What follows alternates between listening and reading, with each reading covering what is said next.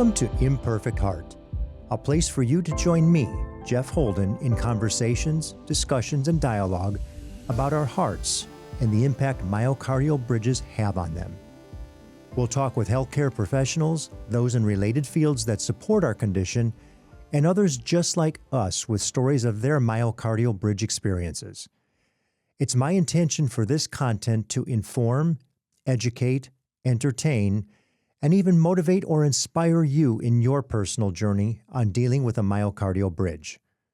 Most importantly is to have you leave each episode with hope, knowing you're not alone and that what you're experiencing is real.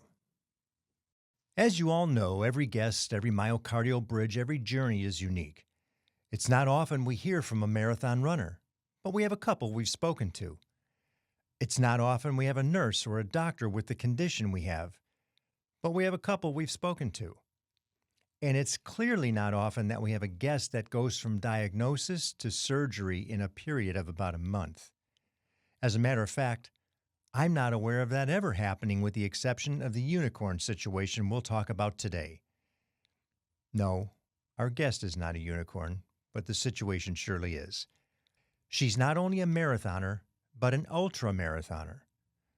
She was not only a nurse, but a cardiovascular nurse working in interventional cardiology, and she went from presentation of symptoms and diagnosis to surgery in a month. It helps to know what you're dealing with, and Jen Shetler not only knew what she was dealing with, but she wanted it dealt with immediately. And she had her unroofing done on her explicit and detailed description of the process to the cardiologist she chose to perform the surgery in North Carolina. Her story is a candid explanation from start to finish from a patient and a professional perspective, so get your notebooks out. She gets a little technical.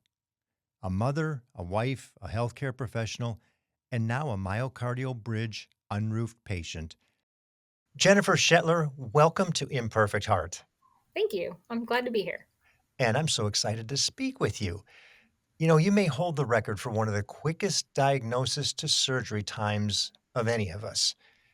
So we'll hold that part of the conversation for a little bit later because I'd like to get everybody an opportunity to know you a little bit better.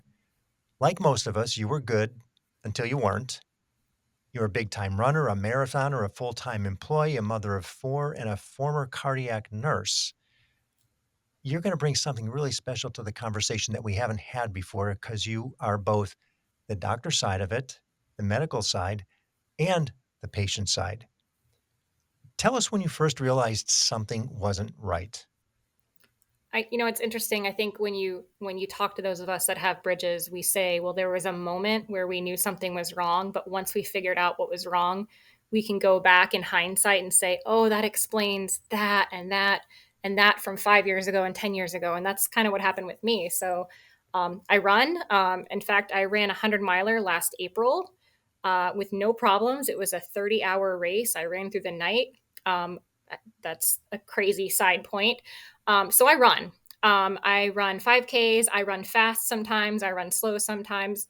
This is something I do. So I was out on just a normal run, warming up with a light jog. And as soon as I started running, the moment I started running, I had a squeezing in my left chest, a tightening, like a belt was just tightening on something in there. And it kind of alarmed me at first. And I was like, what is this? And started to slow to a walk. The pain went away, and immediately I said, I know what this is. But how can it be? I'm healthy. I basically do a stress test on my body every weekend during my long run. This can't be chest pain. Started running again. The same feeling came back, that tightening squeeze in my left chest. Slowed to a walk, and I stopped there. And I thought about it for a second. Like, is this real? I have a great watch. It tells me my heart rate. It can give me actually one lead of my EKG. I pulled that up and looked at it and said, crap, this is real. That was November 16th of last year. November 16th of last year. We're not even 6 months ago. No, November, December, January. Yeah, 2.5 months ago, not even. Isn't it amazing the denial we all seem to find in our conditions? Because we can't be wrong. Of course this can't be happening.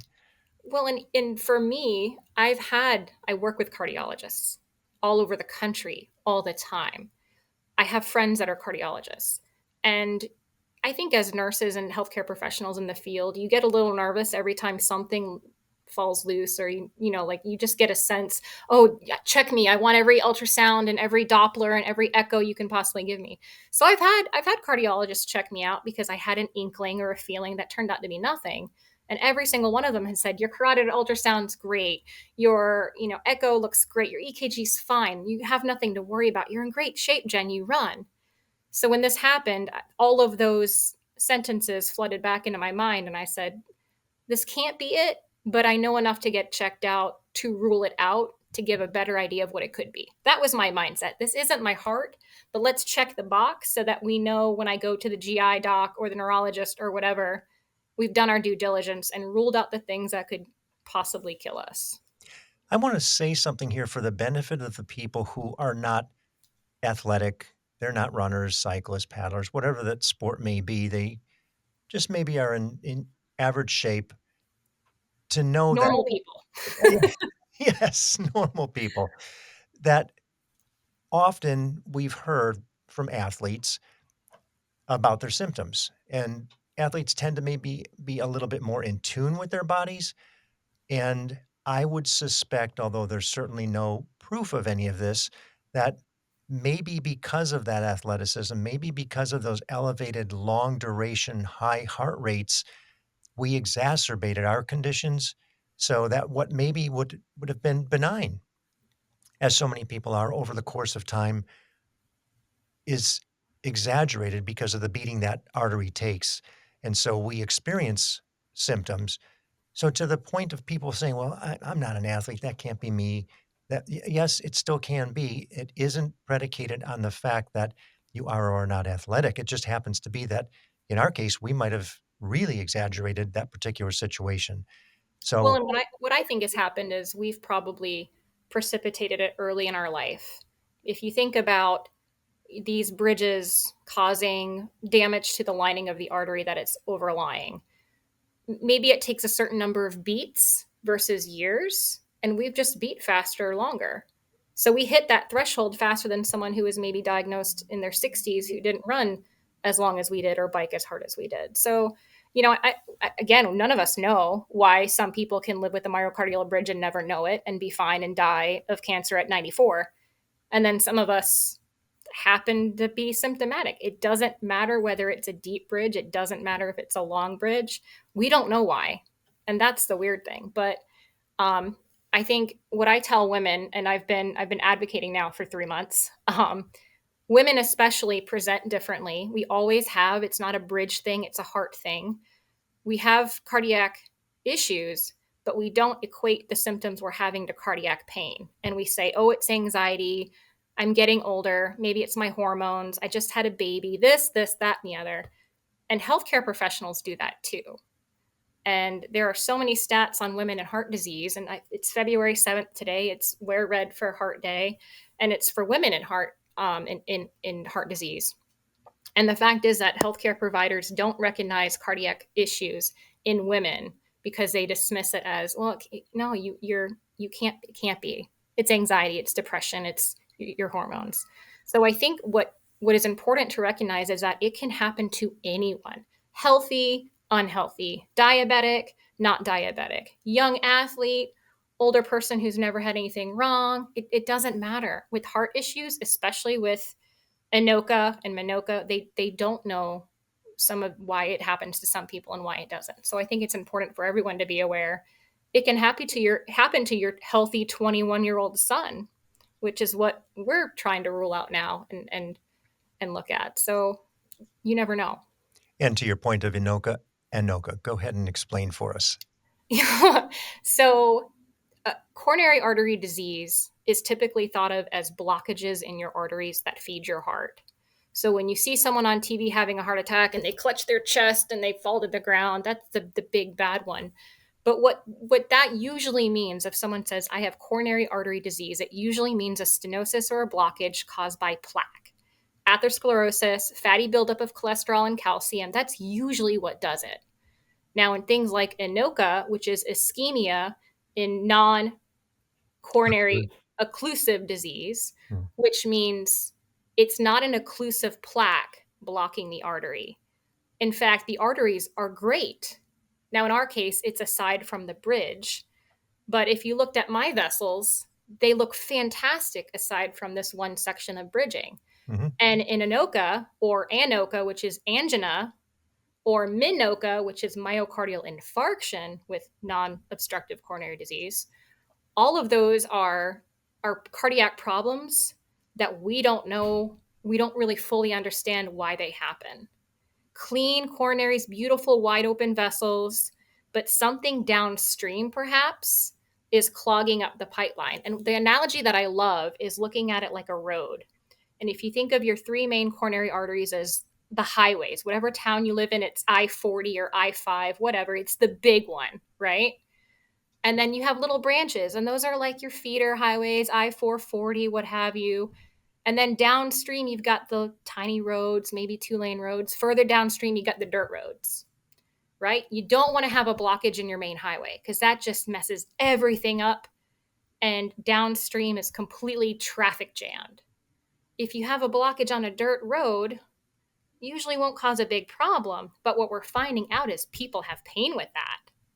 And they have pain with the 2-lane road, and they have pain with the teeny tiny feeder or highway to the big highway. So what we're looking at is we've always looked at the big epicardial vessels. Those are your right coronary, your left main, your LAD, and your left circumflex. We look at those, and if for a while, and even in some places now, if you don't have a blockage there, you're good. But what we're realizing in that is some of these smaller vessels that you can't even see in a cath lab, when they have problems that you can't detect, they are problematic. And people do have pain, and they can even have an infarction, which is a heart attack. Mm-hmm. And not to mention, myocardial bridges are one of those possible causes for any one of the three, INOCA, ANOCA, or MINOCA. Yep. Because it's not a typical obstruction caused by plaque. Right. It is an obstruction. And we have to remember that, with a bridge, we're compressing that artery and we are occluding flow at times. Mm-hmm. With every heartbeat, for a lot of us, we have at least a temporary blockage or sluggish flow there. Yes. And those of us that are symptomatic absolutely have some sort of flow problem. So now let's get back to Jen. After Enough your teaching. Yeah, no, that's fine. I was a After your teacher before I was a nurse. It comes Well, out. and I love this. This is excellent because we're gonna weave in and out of the conversation into medical terminology back to the the symptoms. Mhm. Something happened mid-November, late November. You ended up in the ER. So that first event where I had what we call exertional angina, I had pain that presented when I was exerting myself and exercising that went away when I relaxed. So that sent me to urgent care. I honestly, this is why this is the silliness that I made it in my head. I knew it wasn't cardiac, so I went to urgent care. If it's cardiac, you should go to the ER. Urgent care generally can't do what we need them to do. Now, what we needed them to do is, yes, an EKG, they can do that. Yes, a chest X-ray. But the number one thing we need is troponin. And that's a cardiac enzyme. It's a lab draw, blood draw from your arm. And why we need that is because that detects myocardial injury. I knew it wasn't heart, so I went to urgent care just to see, yeah, do a chest X-ray. Let's make sure I don't have any major issue. Let's get an EKG. Now, the reason why an EKG didn't show us anything is because by the time I got to the urgent care, I had calmed my heart rate down. I wasn't running. I drove there. It was a 5-minute drive. My heart rate had come down. I was no longer exerting myself. My EKG looked fine. Mhm. Now they were smart and they said, it can't be cardiac. You look so healthy, but you need to go to the ER and get a troponin. And I said, nah, think I'm good. Went home, said I'm fine. Planned my run for the next morning, called a few of my friends saying, hey, I had this weird episode today. Would you guys maybe run with me just in case it happens again? And they said, sure. The next morning I went for a run. It was supposed to be a 16-mile run. And about a quarter of the mile in, I said, you know what? It's happening again. And they turned around with me and walked me to my car, and I drove straight to the ER because at that point I knew I need a troponin. This might be real. This might be real. So So yeah, what I happened? landed in the ER. And are you telling them? I don't need all the other, forget the EKG. Already been there, done that. Just give me a troponin test. Did you stop save them all the I trouble? I try very hard not to be that nurse. Okay. Right now, what I did do, because I wanted to be taken seriously, and I know anyone looking at me, I'm 45 years old. Um, I'm healthy. I'm not overweight. I look in shape, and I knew anyone looking at me saying I have kind of something going on would be like, it can't be hard. So I walked in and said, I'm having chest pain, and it is severe. And I think it's important for us to say those words and not cover up what we think it could be. Because if you say the word chest pain and you go like this, immediately they have to take action.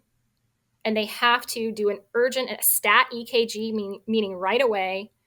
They have to get you lab draws. They have to do a chest x ray in most facilities, and they have to give you 4-baby aspirin. It's their protocol. This is in the US for sure. And in a lot of other countries as well, they have to do that. They're timed on it, they're paid on it. So I went in and very specifically said, I'm having chest pain. I was just running. It happened at most when I was running. It's a little bit better now. It's there. And so they sprung into action. I didn't have to ask for it. This was, we have great facilities here. I'm in Raleigh, North Carolina, and there's several really big teaching institutions here. So they knew exactly what I needed. But troponin was one of the first things they did.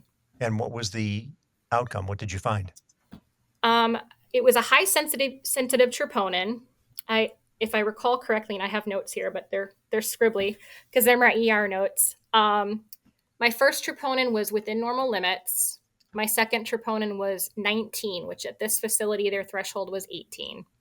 I was the lowest possible positive troponin they could have, but I had it. And Mm. then I think my third one came down, so my third one was 12 or so. But I had a positive troponin. So I was at an ER, but it was a non-cath lab hospital, no CT surgery, no cath lab. So they wanted to ship me out to their main hospital. And of course, I have friends at the other hospital. So I said, no, we're going over here. So I went to the other hospital, which was a big to do.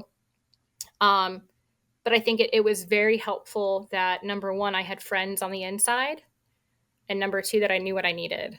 And at that point, when I had that positive troponin, and I said, oh my gosh, this is actually cardiac, I called my good friend who's a cardiologist and said, I need to be admitted. Can you admit me? He was in Minnesota at a conference speaking, and he left the conference to admit me. So I did have the inside hookup, but I think anyone else could have gone to the ER and said, I need a cardiologist to see me. They need to know this positive troponin. I need to be admitted. It's my heart, and I need these things done.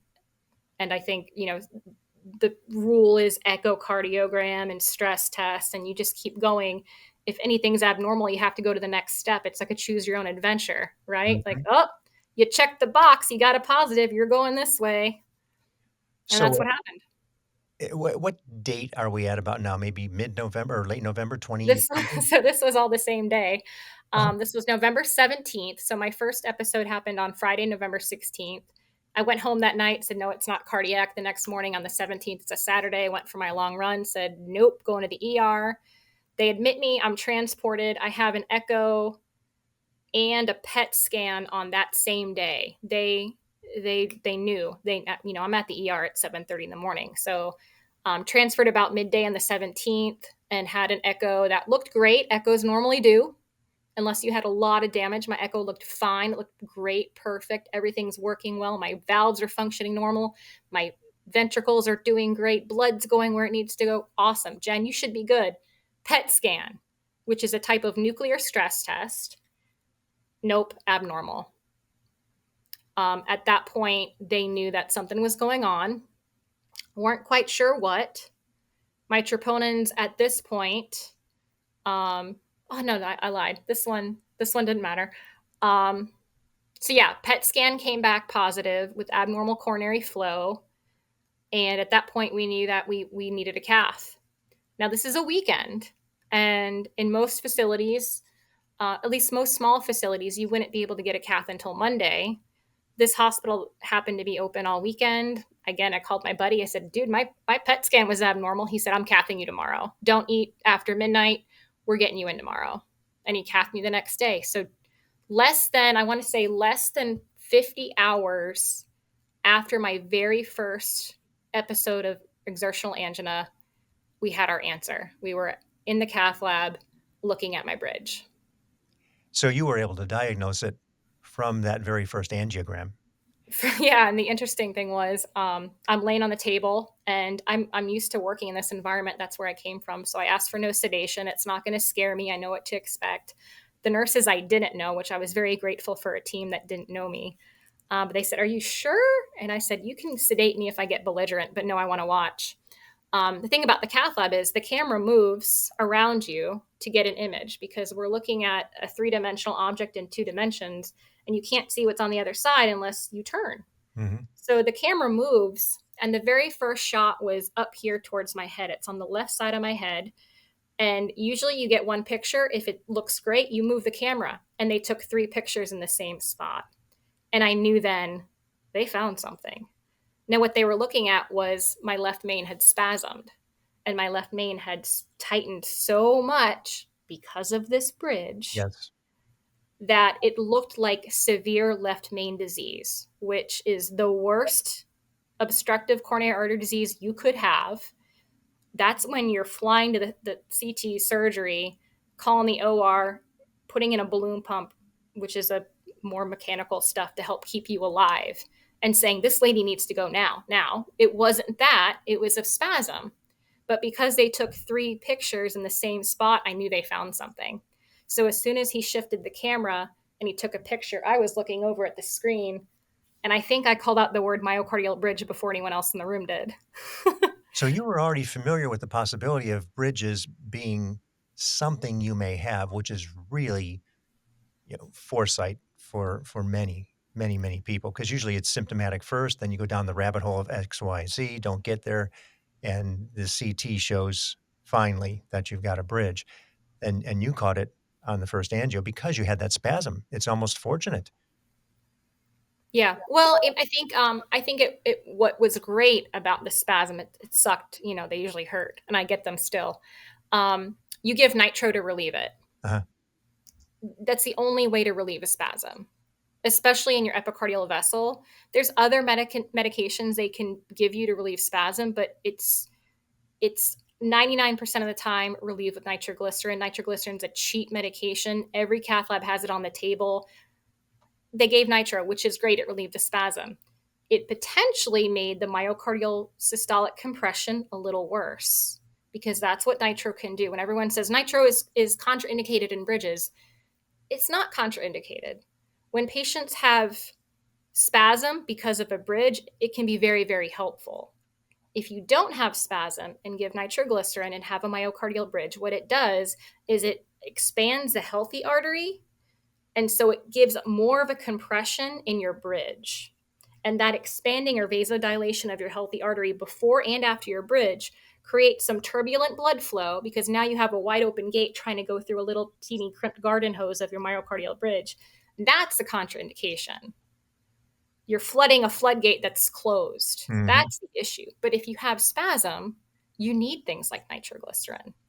But the benefit of giving vaso or a vasodilator like nitroglycerin was that they were able to see the compression of my bridge clear as day. Mhm. I mean, anyone who was trained in looking at a normal angiogram would know something was wrong, even if they didn't know what it was. They'd be like, that looks weird. What's going on there? So it's not quite a home run from that point to your next visit to the ER, correct? Now You you know, at that point, I thought it was great news, like many of our physicians do. Oh, it's just a bridge. You don't need a stent. This is great. Have some metoprolol and you'll be fine. Now, that was problematic for me right away, and I knew it seeing my bridge because my blood pressure normally is 95 over 55. I run low, I always have. Who knows why? Maybe it's the bridge. We don't know. I've always run low. So on the table, I'm thinking, well, I can't get beta blockers. My resting heart rate's 47 because I run. I can't walk around with a heart rate of 38. That's not great.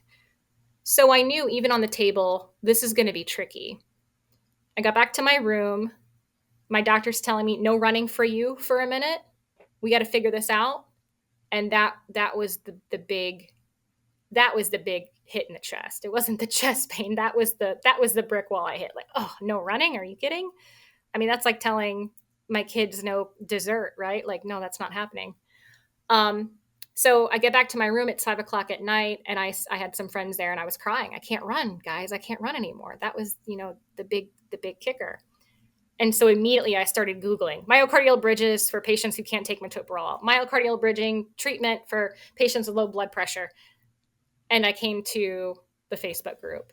That's how I found it. And in fact, I want to say someone somewhere on Facebook recommended this group. And that night, even again, this is just the day after I had my first symptom. That night, I'm researching how bad myocardial bridges can be and thinking, what an idiot. We've been treating these wrong for so long. I was one of them. I was in the cath lab telling patients, great, you don't need a stent. You just need metoprolol. You'll be fine. And maybe not. Right. So at that point we knew, yeah, we've got to figure this out. Let's give you some meds. So they gave me all the right meds. I can't do a beta blocker. My heart rate and blood pressure are too low. We'll put you on calcium channel blockers. The nitrates worked really well. We're going to send you home on nitrates too. That's great because the calcium channel blockers are doing their job, relaxing my heart. I did really great, except for the headaches that nitrates can cause.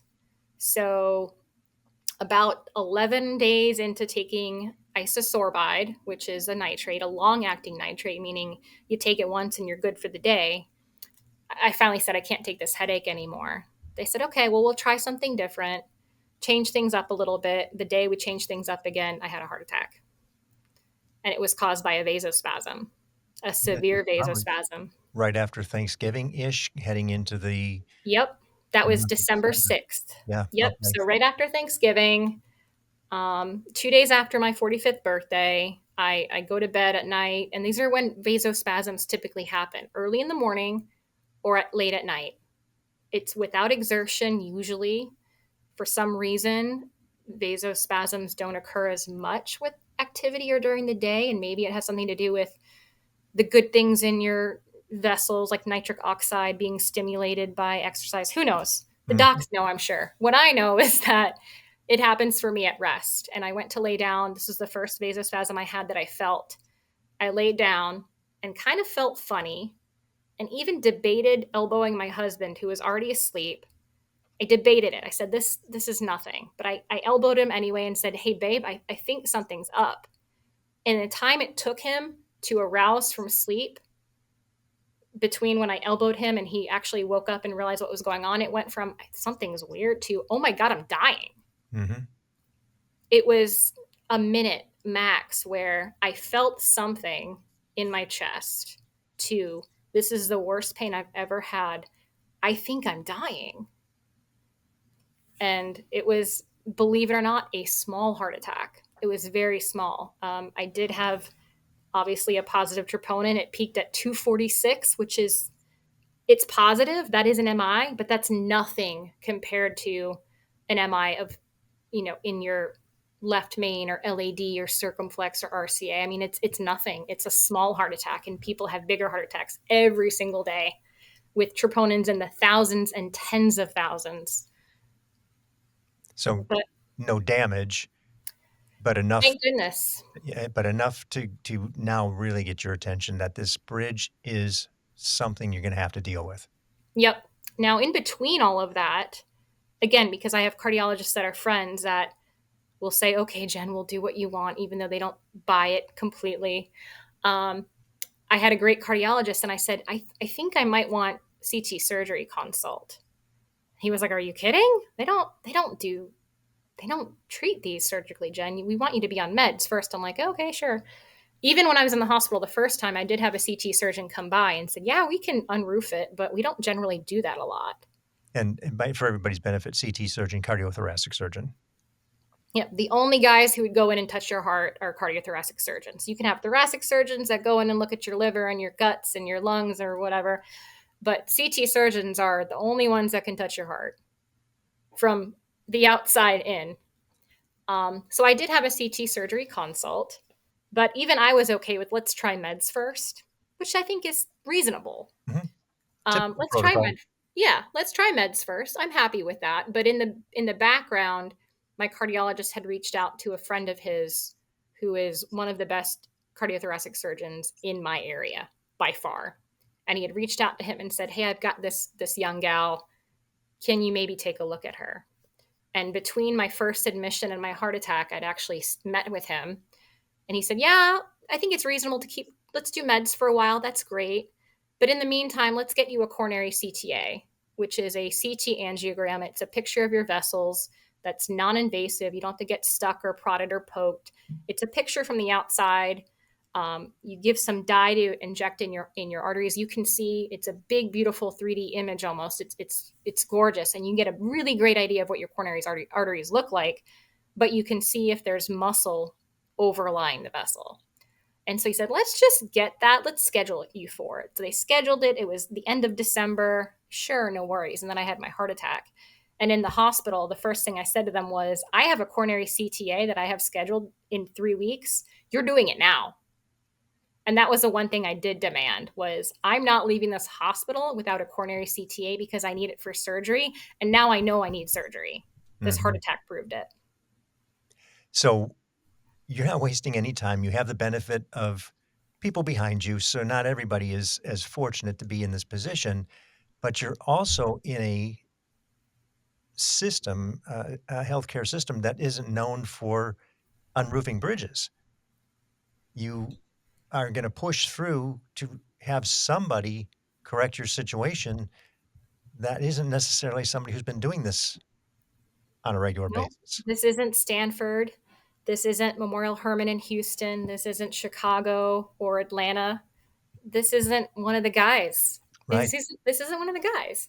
Um, but what I think is important, and there's obviously different opinions on this, but what I think is important to share is myocardial bridge unroofing is the easiest cardiothoracic surgery there is. These guys are used to harvesting a vein from a leg or rerouting an artery from your chest and tying it into your coronary arteries past a blockage, which you can't see from the outside. These guys are really good at opening up a pericardial sac, which is the sac that surrounds the heart, without damaging it, because I got to put it back together. They're really good at cutting through the layers of fat and tissue. And everyone thinks that a heart looks beautiful. When you open up a heart inside a body, there's fat, there's fluid, there's junk there, and they've got to find that artery to tie in a bypass. Or they have to open up a heart to fix a valve without cutting these arteries that are running all over it. So they're really good at knowing how to cut a heart and how to make sure they don't interrupt the blood flow to the heart. So an unroofing is actually the easiest thing they can do. Now, my surgeon is a heart transplant surgeon. He takes hearts out and puts a new one in. I mean, you can't get better than that. So when I met with him and I said, "I want this unroofed, this is problematic for me," he said, "I don't do a lot of them, but I can do them." And the reason is because when he ties in a bypass graft, he has to make sure he's tying it into an artery, not a layer of muscle.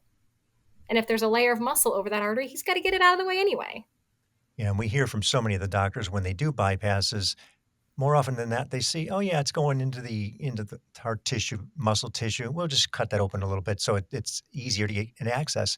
So it's not something that they're unfamiliar with. It's just the procedure and making sure they unroof it completely. And of course, it gets a little complicated if it goes into a ventricle or something like that. But for the most part, they don't. And even when they do, again, they're surgeons that are used to cutting into hearts and occasionally having complications, even in an easy coronary artery bypass graft, even in an easy bypass surgery, you're going to have complications if you do enough of them. So they're used to having to tie up an artery or close something that shouldn't be open or open something that shouldn't be closed. That's what they do. So I had a CTA, so we thought mine probably didn't go in the ventricle, but we all know that you don't know till you get in there. And angiograms are good for obstructive coronary disease. They're not great for bridging. They underestimate the presence of bridges a lot. CTAs are a little bit better. They're not picture perfect. It's not even the gold standard for obstructive disease.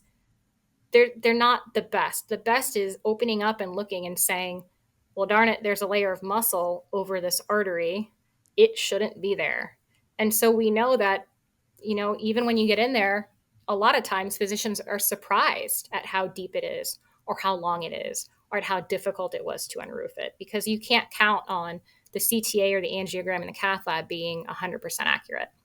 Right. And they may give you the indication that, yes, this is a severe bridge, but that doesn't tell you what the significance of it is in the tissue and until they get there. And that Yep. It's be it it's robotic and or sternotomy, they'll find it either way once they get in there. Yep. And that's a good point, that there's really no way of knowing if your bridge is causing the symptoms if you haven't interrogated it. And what I mean by that is testing it to see if it's hemodynamically significant, which means, does it interrupt blood flow at rest or with exertion? Does it hinder blood flow at all? And any kind of pain from your face down your arms to your belly button can be cardiac pain. When people say my left arm tingles, my jaw hurts, I have a pain here, I have a pain here, I have a pain here, it can actually all be cardiac. It can be 1,000 other things too. And the only way to know with myocardial bridging, unfortunately, is to interrogate that myocardial bridge. Now, I never had that because we knew mine is causing spasm. We saw that in the cath lab. We saw that on angiogram. I had a heart attack because of it. So we didn't have to interrogate it. It was boom. We know it's problematic. Let's not have you have another heart attack. And for the benefit of those who are wondering, well, what do you mean you interrogate? You can't talk to it. You can't ask it. The person can't explain it. It's the provocative test that we just recently had Dr. Fowler from University of Pittsburgh explain beautifully. So visit that episode. You'll understand exactly You're what we're talking about, interrogation you're of the heart. provoking the artery to do its worst. Mhm. You're making it angry. You're saying, "Give me your best shot." You make it angry enough and it's going to show you its face. And with bridges, they squeeze too hard and interrupt blood flow, or they don't relax enough to allow it through. So you had that second heart incident, which was an MI, myocardial infarction. That was December 6th, 7th, 8th-ish. Mm-hmm. December 17th, you're having surgery. Mm-hmm. So, I mean, it's hard to get people in for months in some of our other institutions. You were able to get in just a little over a week because Mm-hmm. of the confidence that you knew, and you even had to convince your surgeon to do the procedure. He was, I don't say I had to convince him. He was, when I met with him before my MI, he was reluctant to do it without giving me a shot on meds, which is what I think most responsible surgeons should say. Let's start you on meds and see how you do. We don't, they like cutting, they're surgeons, but I think the responsible thing to do is say, you might be okay on meds. Now, I think for most cardiac injuries or a lot of cardiac problems, that could be true for a while. But what we know about myocardial bridges, especially, is that they get worse over time. And if they are causing the problem's not going away. Mhm. If they are causing endothelial dysfunction, which is messing with the lining of the artery and making it not want to do its job, if it's causing that, it doesn't get better. It only gets worse. So I think he was maybe reluctant to do surgery without a medication, optimal medical therapy first, which are all the good things that we should be on when we have these bridges. But after the MI, he was like, nope, this is causing you problems. Let's take it out. I was lucky that he called me himself. He's fantastic. He called me himself and said, Jen, I agree. I saw your CTA, and they had sent it from the hospital before I was even discharged from my MI. He had it. He said, I looked at your CTA. I'm confident I can do this safely. I'm not sure it's going to resolve all your problems, but it's going to allow you to run again without exertional angina. Is that good enough for you? And I said, yeah, absolutely. He said, great. I got an opening in January. It's after the holidays. I said, we'll take it. His assistant called his scheduler the next day, and she's fantastic as well. And she said, I got an opening next Tuesday. Can you take it? And I looked at my husband and I said, yep, I will absolutely have surgery next Tuesday. And I'm giving him the eyeballs from across the room, like, are you hearing what I'm saying?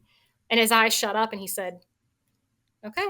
And we talked about it briefly afterwards. And, we had chatted obviously about this whole thing from the get go. Hey, this might not solve all of my problems, but it's going to allow me to run without exertional angina or the fear of a heart attack from this bridge. What do you think? Cool, we're doing it. And all this is occurring, you're just moving forward as opposed to, "Oh, let me investigate the opportunity for robotic. Maybe I'll look at somebody in Houston or I'll look at somebody in Chicago." No, you're just, I'm gonna get this done right now, sternotomy. I don't care. I want it taken care of." I did look at, I listened to some podcasts that you guys have. I listened to Dr. Boyd. I looked at Stanford's history of their 200 plus patients they've unroofed. I looked at Dr. Ramsey in Houston with his success with robotics, and Dr. Guy. I've looked at all of them. Mhm. What made me decide to go with the sternotomy, which is the only approach the surgeon was willing to do, because again, he doesn't do many of them, and he wanted to be able to see everything, and this is what he's comfortable with. Does he do minimally invasive thoracotomies? Yeah, he does. But he preferred a sternotomy for this. And in my mind, I would rather have the physician, the surgeon, be comfortable doing what he does 19 times a week than have him do something he does once a month. Yep. So I think it's important to recognize there are three approaches. Now, he doesn't do robotic. Robotic is very specialized. You need equipment, and the physician needs training. And not a lot of folks have both. So we knew that was out. Why I wanted to not travel was because I didn't want to be far from my family. I have a really great support system here with my run club. They all wanted to help. They wanted to be there. They wanted me to shuttle me to appointments and bring my family dinner. And I knew that my family needed as much support as I did. So I elected to stay close to home at a facility 30 minutes from my house with one of the best cardiothoracic and heart transplant surgeons there is. He just didn't happen to do a lot of unroofing, but that was okay with me knowing how easy a procedure it is for these guys. Well, I'm talking to you almost 2 months out. People listen to this almost 2 months out, and I'm fairly convinced that he knew what he was doing. You know, CT surgeons don't last long if they don't.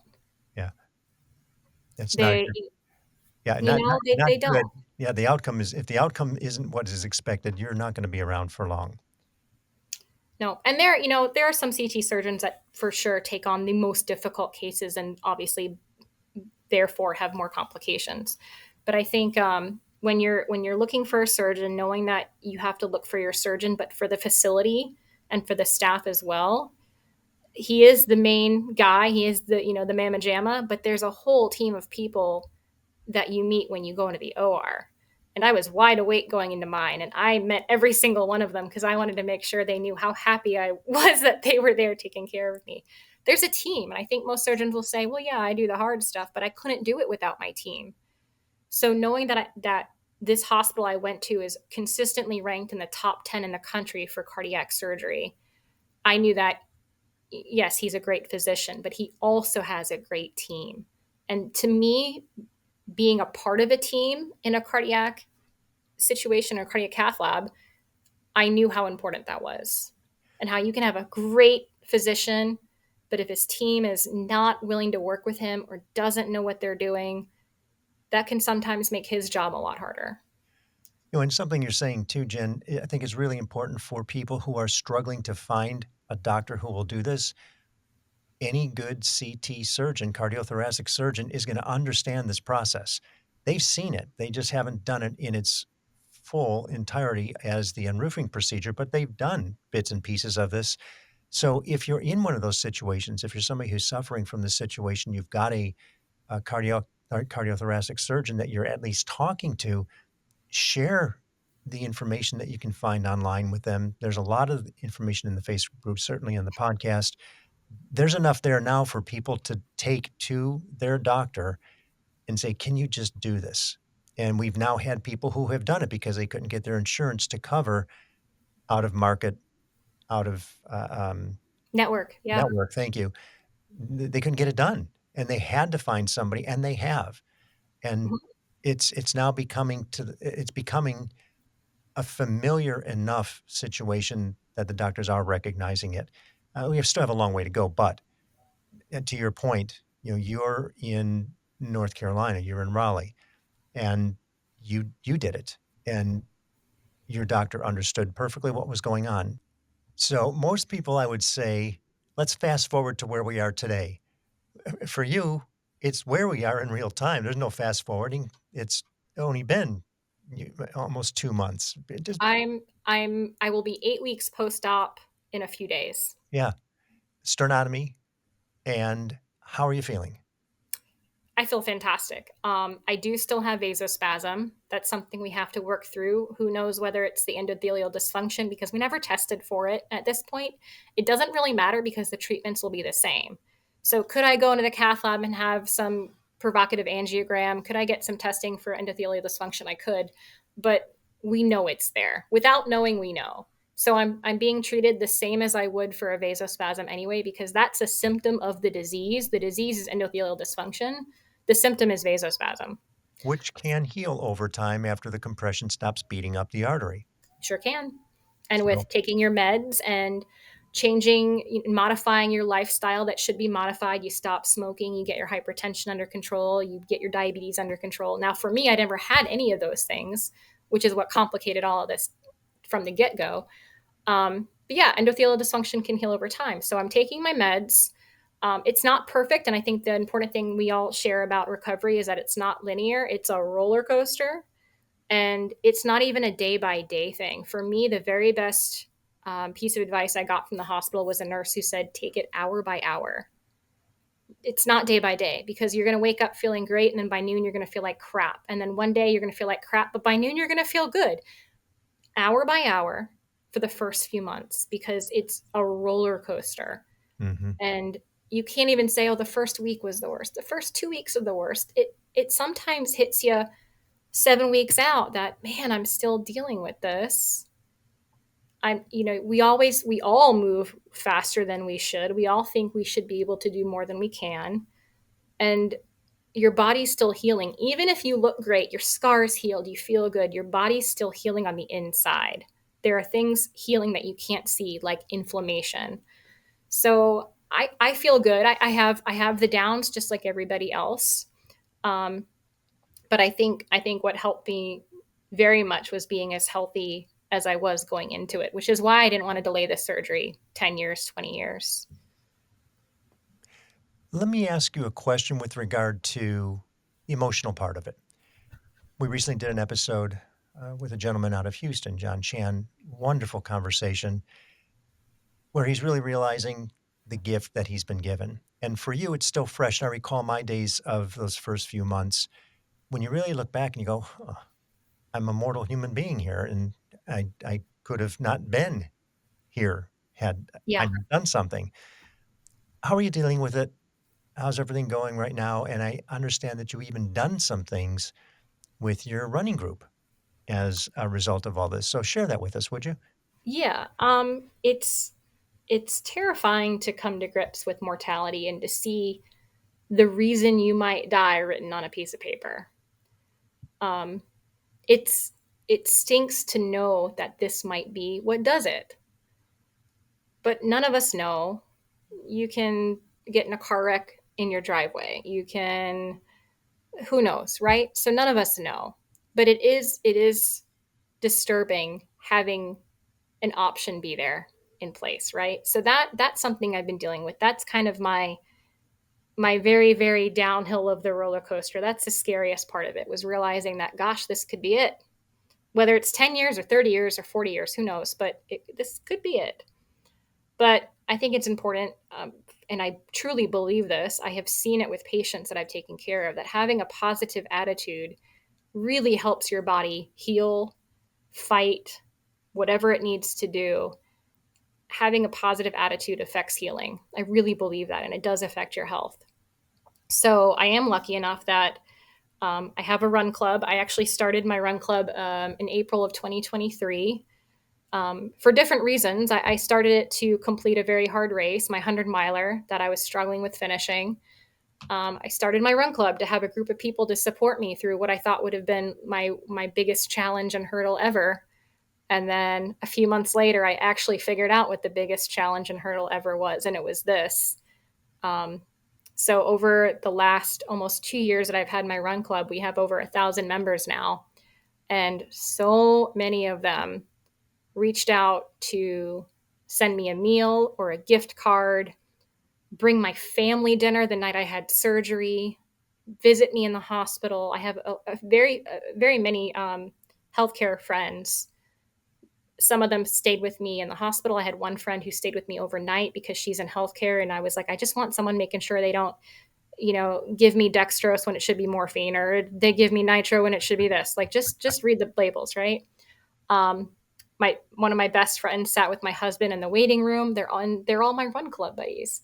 So having a support system, whether it's a club or a church or a bunco group or your kids' teachers message board, whatever it is, I think it's important to have a support system.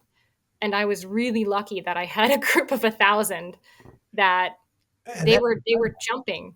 and to think at some point that the odds are good that somebody in that thousand group, since 250 to 300 of them have myocardial bridges, is going to go through the same experience and need that same attention, and the awareness will be there today that wouldn't have been Yep. prior. So, And if not a bridge, then some other form of ANOCA or cardiac disease or other disease. And it's helpful knowing that, um, I think any support system can help you through whatever life throws at you, whether it's an illness or a disease or some other, trauma that you have to go through. It's important to have a support system. And that was definitely the way that helped me get through this 100%. It was tough run club. and important for people to understand, don't try to do this alone. Have people around you. Reach out. Don't Mm. There's nothing proud. Don't. Just don't do it. Don't, yeah, there's no reason to be proud. And I No. think I recognized really early, and part of it was having been through other things in life. We all have gone through things we shouldn't have to go through. We all have trauma. We all have bad situations. I've been through a few of those too. Um, this actually was easier because I knew enough to say when people offer help, take it. And if people say, what can I do for you? Give them an answer. Hey, I have laundry. Can you do my laundry? Well, no, I can't be there. Great. Can you send me dinner? Can you order pizza for my kids? When people offer, they're not they're not doing it with the intention of you saying no. I think sometimes they expect that we say no because we usually do. But when people want to help you, they want to help you. And so I didn't say no to anybody. In fact, I had so many folks wanting to help. I gave that job of saying yes to other people to say, here, plan this for me. Plan the meals, plan my visits in the hospital. You plan my visits at home. And I even had people doing the work of planning the work because I knew enough. You guys take it. You guys want to help? Great. Everyone can help do something. I don't have to worry about a thing. In fact, I didn't have to worry about a ride home from the hospital because I had a friend who happened to be visiting me when I was discharged early, third day post op, not even 72 hours out of surgery. With a This sternotomy.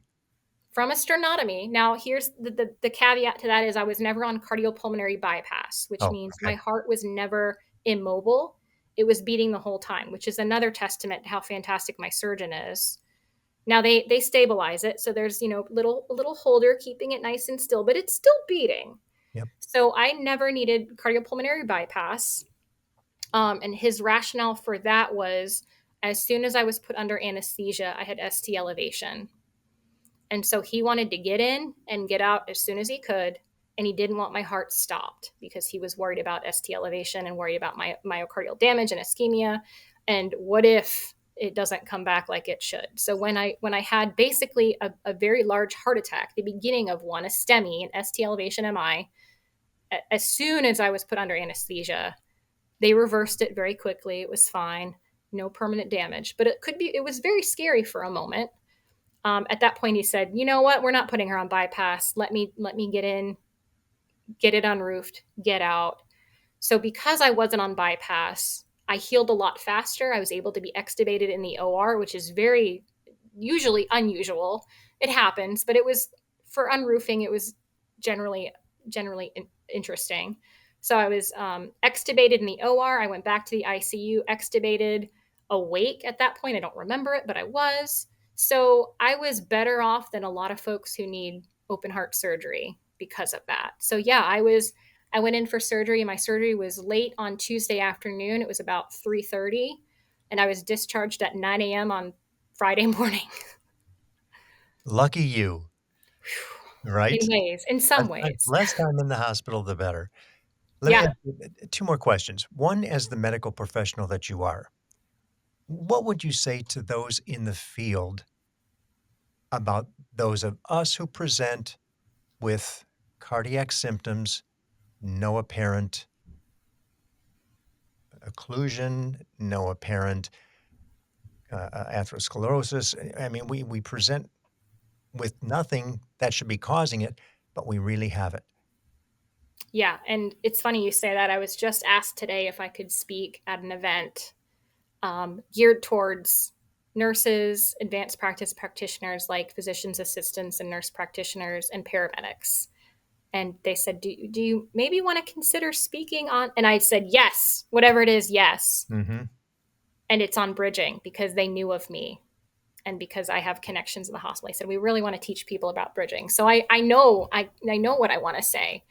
And I think, in addition to knowing the facts we know about women and heart disease, I would say when patients come in complaining of pain, things that are subjective, things that we can't measure and we can't see, we have to believe them. And if they say it hurts in their chest, we have to rule out cardiac. And to rule out every cardiac problem, we have to do invasive testing or at least provocative testing. We have to get them, yes, EKG, chest x ray, echocardiogram, yes. But a lot of times those tests are going to look normal. We've got to get them in stress tests. We have to stress their body and see what their heart does under stress. We have to be able to see perfusion. So we can't just do an echo or a CTA. We've got to get things like an MRI or a PET scan. We've got to get images. And if things don't look right, and if the patient's still complaining and you send them home on meds and they're not doing well, I really think, definitely with patients with myocardial bridging, but even if we're not quite sure, I think being able to do provocative testing is going to be the key for a lot of patients. Now, the trick is getting there because you do need, with insurance, especially in the US, Mhm. you do need to prove that there's a need for it. So things like abnormal stress tests are very important. And if we can catch the abnormal EKG, if they happen to have pain when you're putting the stickers on for their EKG, let's get that screenshot. But sometimes we can't always do that. So I think it's important to look at every single piece of the puzzle. And if there's one abnormality, in my case, it was abnormal coronary flow on a PET scan. That was it. That was the only abnormality. And I went for a heart cath, a left heart cath in the cath lab. I think a lot of people would have overlooked that. Yep, and 3 weeks later from that, you were having open heart surgery to Yep. And I rectify a think situation that has been done successfully. Yep, I think recognizing that myocardial bridges are not as benign as we used to think, and I used to think that. I was one of them. In some patients, and we can't predict who and we can't really tell why, in some patients it does cause problems. And the only way to test for a myocardial bridge is with a stress test measuring hemodynamics before and after the bridge. And that's something that's rare. It's not done on anything else except bridging. But we've got to put a wire past that lesion, past that bridge, measure pressure under stress, and see what it does during diastole as well as systole. We've got to see if there's a big difference when the coronaries perfuse. And that's going to be something that I think will be very tricky, at least in the US, to get cardiologists to understand because we don't test this way for anything else. Right. For an obstructive coronary lesion, we're going to do an IFR and we're not going to use dobutamine.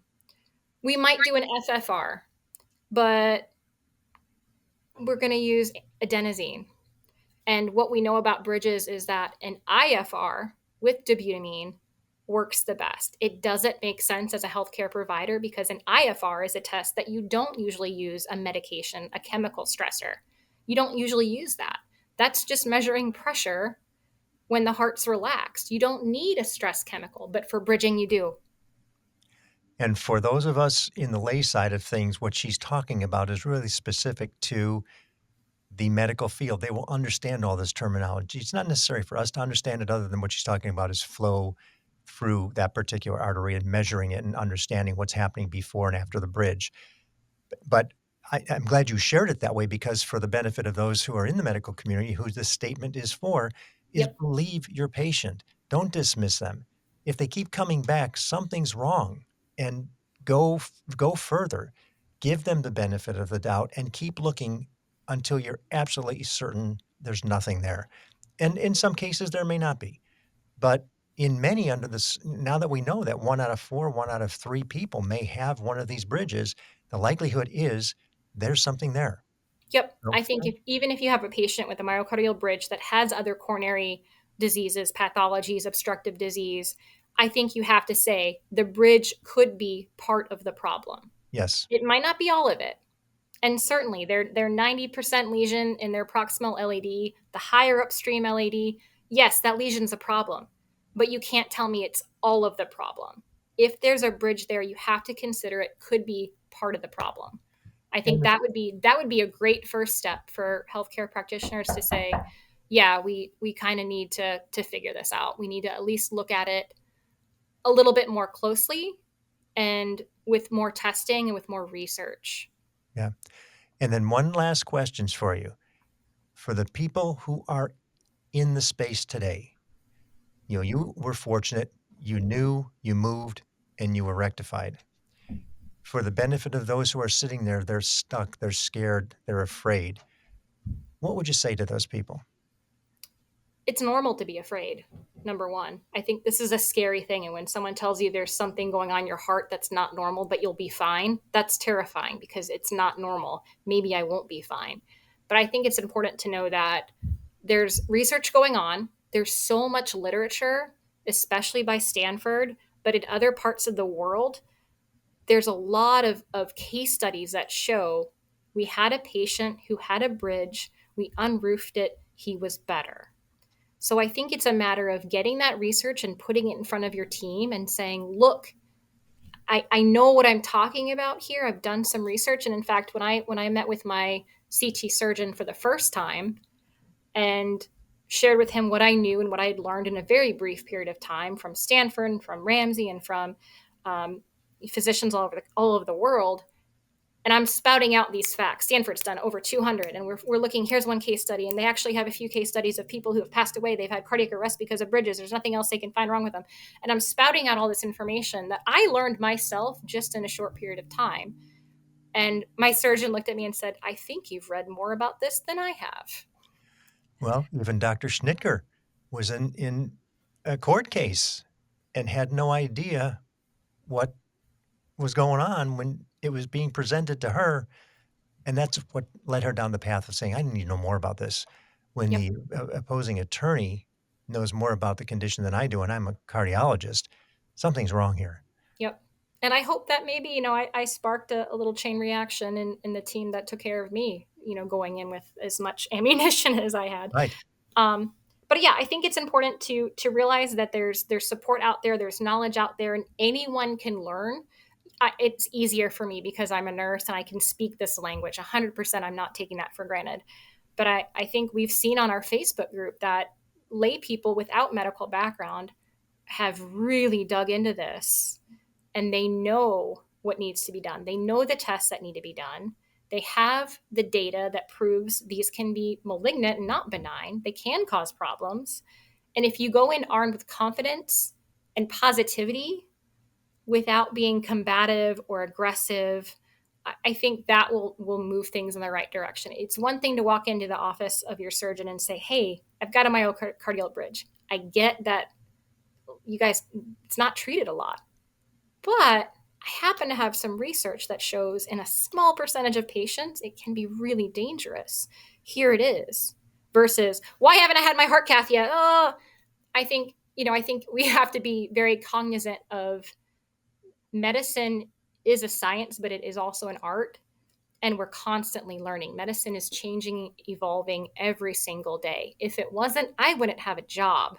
I'm grateful that we're learning more and patients are living longer, right? 50 years ago, patients that had really big heart attacks or really large blockages might have died.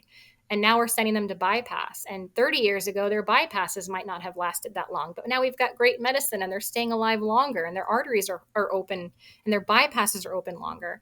And cancer patients would have died and we're keeping them alive. We're doing great things keeping patients alive longer. But now we have patients that are older that we don't know how to take care of because their condition would have killed them before they needed a myocardial bridge unroofing. Right. Right. So we're always learning. And I think the really great healthcare teams will recognize that they can't know everything. And sometimes their patients are able to educate them. Well, and for the benefit of all of us, and I say all of us in the medical community, all of us as the patients, every one of us that has a successful unroofing impacts many others around us. All those people who thought it was benign now realize, oh my gosh, it's not on the medical side of things. All the people who saw you or me or whomever else go through the process, if they know somebody that experiences it, now they can move them to a successful outcome over the process because it may be a bridge. And we just have to keep advocating. And to your point about the positivity of it, yes, we are all responsible to make sure that we're telling the story and that we're telling the story that gets heard about the success. Our quality of life has improved. If it's not 100%, it's 60, 70, 80, 90. And that's better than where you were. And Mm-hmm. I think that's the main thing we have to convey. You have been so generous with your time. I really appreciate it. And not only your time, but your knowledge. You've been a cardiac nurse, which really gave some credence to this conversation in a way that we haven't had before. And I can't tell you, I thank you from the bottom of my imperfect heart for the benefit of the listeners, myself, and the medical professionals who are going to listen to this and go, okay, there's one of us, not only talking about it, but who's gone through it and skipped a few steps because she was so confident in what the situation was for herself. And a little persistent. A little bit. A little bit. I Yeah. I can see that, and to think that we are not 2 months out yet from your surgery and the energy and the presence that you've got, not to mention you told me you were coming back from driving from somewhere. I might not that I didn't, but I was told I wasn't supposed to drive until, you know, 10, 11, 12 weeks. So Yeah. I'm very lucky. I'm very fortunate. I'm very blessed. A lot of things that wouldn't have gone the way they've gone had it not been for the knowledge I had and the connections I had and the confidence in knowing what I know and knowing what I don't know, but definitely from what I've learned from the Facebook group, from this podcast, from Stanford, from Memorial Hermann, from all these other facilities doing this procedure. Um, if any one of those pieces of the puzzle weren't there, I don't think I'd have a clear picture. So it all just, I'm very blessed that everything happened to fall in line very quickly. And I was able to glue the pieces that didn't quite fit together because of my persistence. and that little bit of history you had as a cardiac nurse. That, I'm going on 18 years. I'm still in the business, just not taking care of patients. But yeah, that probably had a little bit to do with it. Well, thank you so much. Thanks for your contributions to the Of Facebook course. page and the way that you deliver the messaging. We really appreciate it, Jen. Thanks. You're very welcome. Thank you. Thank you for listening to Imperfect Heart. It's my hope that this information helped in some way to improve your situation or will help you better understand this condition. More importantly, that it gives you hope through stories that there is help and you most certainly are not alone. If you've been diagnosed with a myocardial bridge, please be sure to join the private Facebook group, Myocardial Bridge Support Group. For more information about our program or to reach me directly, visit the website, myimperfectheart.com. If you like what you heard today, please give a positive review, thumbs up, high five, or whatever your app likes. And be sure to share with everyone important to you so they understand what it is you're dealing with. Please subscribe as well. Welcome each day with gratitude and positivity.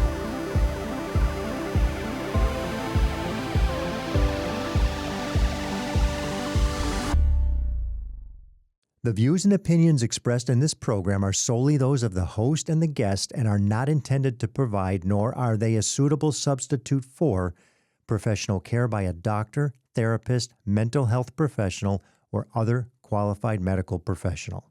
Imperfect Heart is a production of Hear Me Now Studio.